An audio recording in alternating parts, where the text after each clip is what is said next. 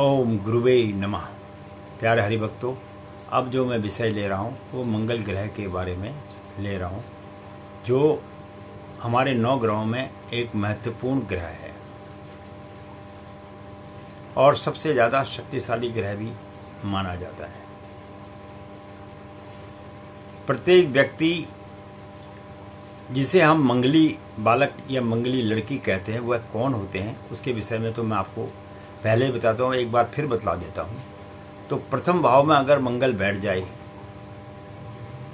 चतुर्थ भाव में मंगल बैठ जाए, सप्तम भाव में मंगल बैठ जाए, 8वें भाव में मंगल बैठ जाए और 12वें यानी द्वादश भाव में अगर मंगल बैठ जाए, इन 5 जगहों पे अगर कुंडली में मंगल बैठा होता है तो वह व्यक्ति लड़का हो या लड़की वो मंगली कहलाता है। अब सबसे बड़ी बात मंगल के विषय में हम क्यों कर रहे हैं, इस विषय में बहुत सुनने वाली और समझने वाली बात है। नंबर 1 तो जो बालक या बालिका मंगली होते हैं वो बड़े पराक्रमी होते हैं। पहला जो उनका मुख्य बात है वो पराक्रमी होते हैं, अपने जीवन में कोई ना कोई लक्ष्य को जोड़ हासिल करते हैं। नंबर 2, ये व्यक्ति अधिक खर्चीले भी नहीं होते हैं, लेकिन अपने ऐशो आराम के लिए समस्त साधनों का जो है वो उपभोग करते हैं। बड़ा घर, बड़ी गाड़ी, बड़े लोगों से उठना बैठना, इस प्रकार की जो बातें होती हैं ये मंगली बालक या बालिका के अंदर में पाई जाती हैं। अब मंगल का जो सबसे महत्वपूर्ण विषय है कि अधिकांश लोग मंगल के लड़के या मंगली लड़की के साथ ही विवाह क्यों करते हैं, उसके पीछे का सबसे बड़ा कारण यह है कि एक तो इससे दोनों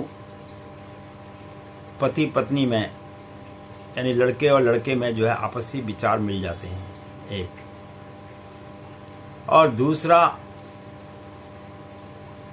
नोक झोंक अगर होती भी है तो फिर वो सलाह मशवरा करके मेल मिलाप कर लेते हैं।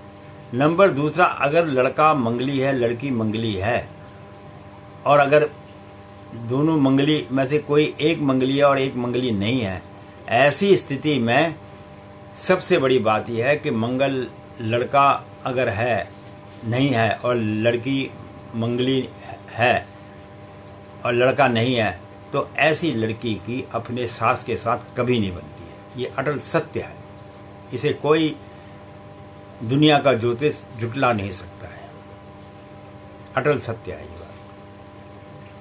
ऐसे ही अगर लड़का मंगली है तो उसका भी ससुराल पक्ष के ओर ज़्यादा आकर्षण नहीं रहता है। तो ये मैंने आपको मंगली बालक के और या बालिका के बारे में बताया। मैं पंडित गिरीश तिवारी अपनी वाणी को यहीं पर विश्राम दूंगा। आशा करता हूं कि इसके बाद मैं आपको और ग्रहों के विषय में विशेष जानकारी दे रहा हूं, जो आम लोगों को या आम ज्योतिषाचार्यों को इसके विषय में ज्ञान कम होता है। वीडियो देखने के लिए धन्यवाद। अच्छी लगे तो लाइक जरूर करें, सब्सक्राइब भी जरूर करें और हमारे साथ बने रहें। धन्यवाद।